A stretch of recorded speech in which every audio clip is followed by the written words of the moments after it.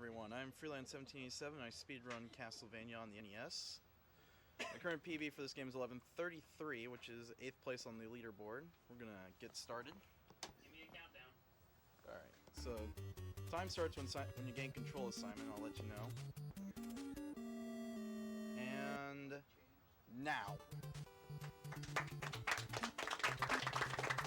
Best soundtrack ever. So this is the first Castlevania game. This game started off one of the most popular franchises in the retro gaming era. We're going to start playing.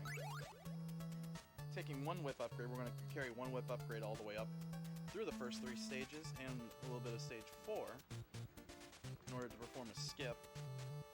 We're also going to try and manipulate a stopwatch drop from these upcoming ghouls. Well, of course, the game didn't cooperate.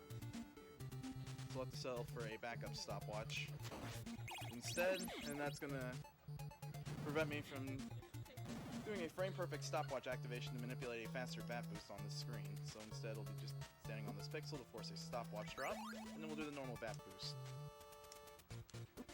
Nice. It's harder than it looks. You don't have to remind me of that.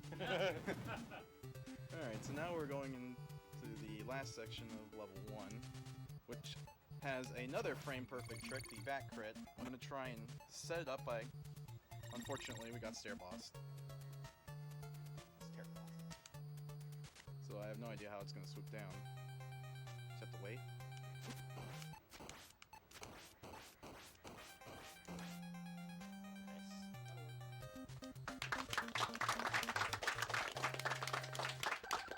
I was trying to do a manip by walking off the ledge so I can get a quick bat spawn, but unfortunately I must have clipped up on the controller and that caused Simon to grab the stairs. Stupid NES controllers. So now we're in level 2. This level is pretty easy, so if you want to read a donation, go right on ahead.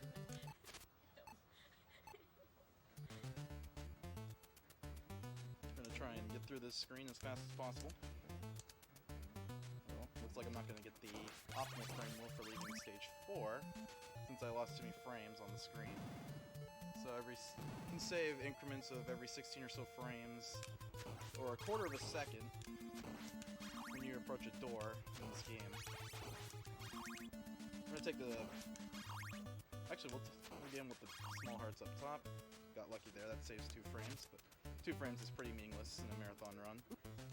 We're going to skip most of that screen by taking a damage boost off that Medusa head. You didn't see the right side of the screen as a result of it.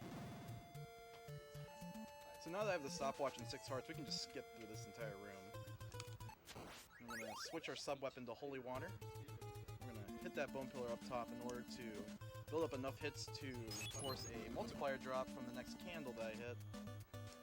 And that'll allow me to throw multiple Holy Waters on the screen at once. So I picked up a double shot that allowed me to throw 2 Holy Waters on the screen at once. There is another multiplier drop, the triple shot. Although we won't see triple shot Holy Water until level 5.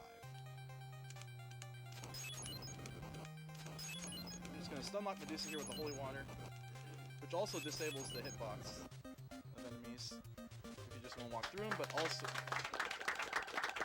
with good whip rhythm you can take out Medusa between each Holy Water throw, which deals the bulk of the damage.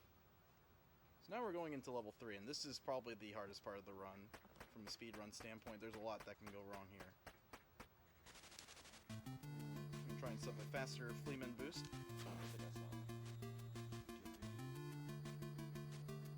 Alright. Oh! Fleeman didn't behave. Fleemen are the worst. That usually works. Fleemen are people too. But I guess I must have moved enough to the left that it screwed up the pattern. This screen can be quite dangerous due to bottomless pits and also potential stair boss. But it didn't happen here. And there's fantastic sprites too, where you can really tell what's the steps. Although the worst of levels 3 could be over if I can manipulate a potion drop on the next screen. I'm gonna whip right there to lose enough frames to manipulate the skeleton to give me a favorable pattern so I don't get hit on the stairs. And that saves time. Well, you're losing a few frames to save, so you don't lose more. See if we can get some nip. Nope. We'll just damage boost off the bone pillar instead. drop. Thank you. Alright. Stage 9 can be terrifying if you're going for classic strats for this screen, but thanks to WeiJui, this room is a lot easier to pull off. By losing a set number of frames every time, you can manipulate the same pattern from the enemies on every run, which adds to the consistency. And why also we've seen a lot of times shoot up leaderboardedly. So now I got the double shot, which is going to allow me to perform the quick kill on this boss by throwing 2 crosses at them and abusing a glitch in this game.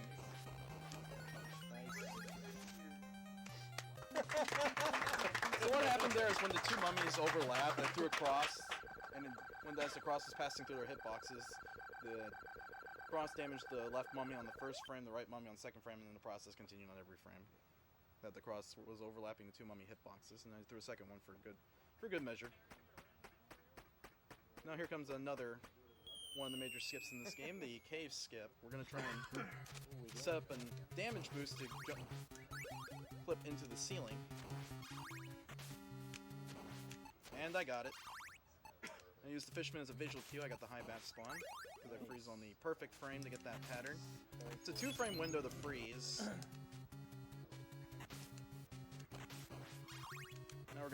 Now the cave skip's done, we're gonna take the long whip. Because it's much use. Long whip's very useful for this upcoming screen, which I dubbed Fleeman Alley.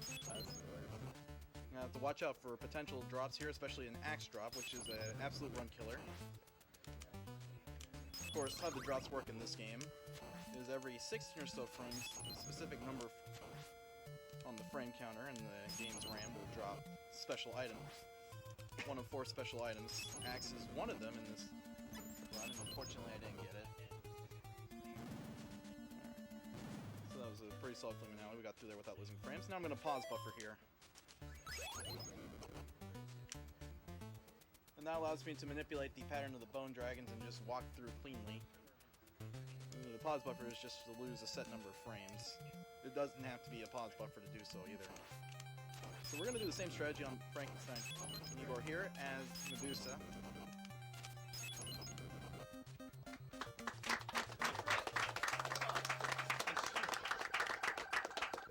I thought this was a marathon, not a PB attempt.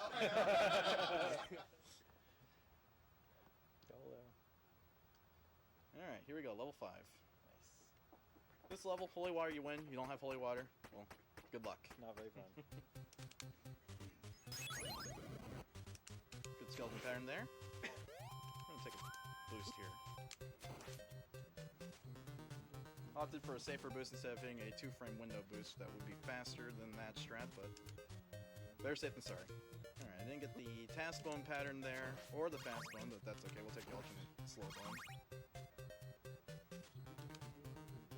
With candles, keep my heart count up.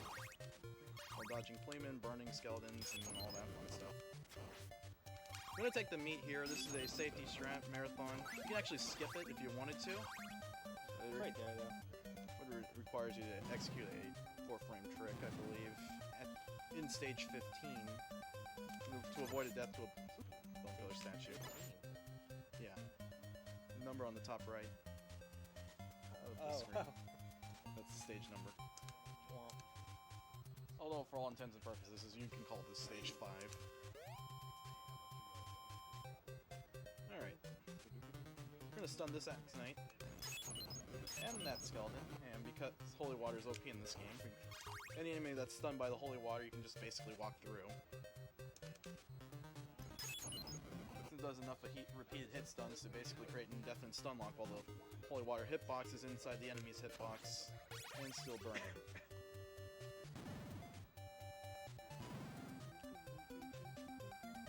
We're going down the final stretch of level 5 here. We're going to stun that bone pillar, and then stun that red skeleton, take the damage boost here. And we're going to drop until I have 8. Burn hearts until I have 8. I only need 8 to finish the level. 2 for Axe Knight, 6 for the end of boss stage. Alright.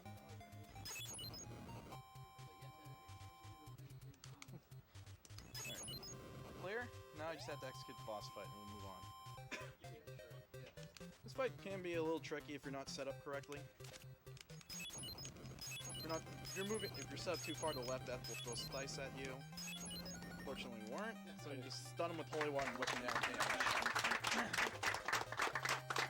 Nicely done. A little bit sloppy, but job done. Hey, went down. Went down, no hit, no size on the screen. That's Yep. Just not Successful. getting a good run at NLSS. Yeah. He got skipped in the one game, he got crushed in the other game, then he got crushed in this game. all right. Here comes the bat bridge. In order to do this bridge, do not lose any frames. Not one at all. Hold down that left button, and then I'm jumping at certain spots in the game to manipulate the bat patterns. Throwing the Holy Water at that stopwatch candle so I don't lose frames grabbing it.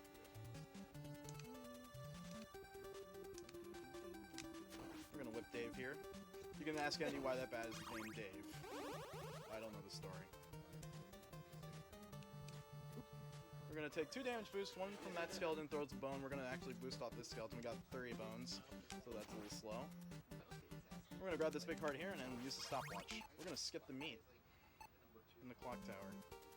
So I could be potentially throwing away a sub 12 run right now, if I don't get the Dracula fight correct. But could be talking about a low 11.5x if I get it. I'm gonna grab that big heart and then we're gonna start the Dracula fight. And grab a cross and then increase my heart count as high as I can get it. Maybe. It would take something freaky happen for a 2 cycle. I'm gonna go for the 3 cycle. Alright, gave me the fast pattern, so I have a different minute for that. No crit. Uh-oh. Dracula's not behaving. Let's grab the Holy Water.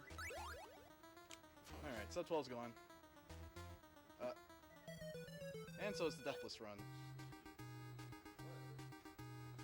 What a bastard. Well, Count Dracula didn't behave in this run, so we're gonna reset. Go along with again. I'm gonna reset the screen, because Dracula acts funny if you lose frames on that screen. We're gonna reset it and start over.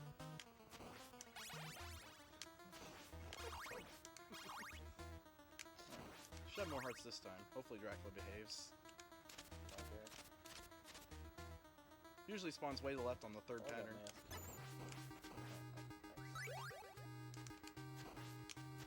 No crit, unfortunately. Alright, this is gonna be a 6th cycle, I believe.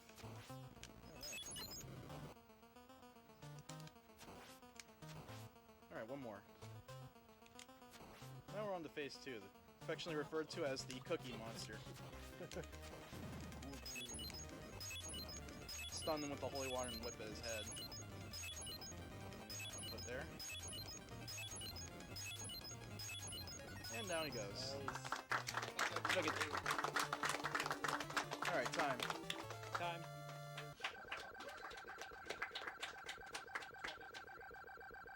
Too bad. Deathless Run probably would have been 1150 something. Fortunately, Dracula didn't behave at the end. Alright. Alright, so that's Castlevania on the NES.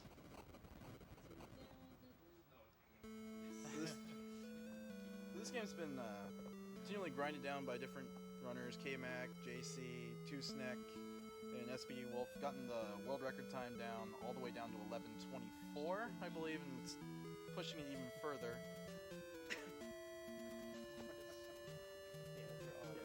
Thank the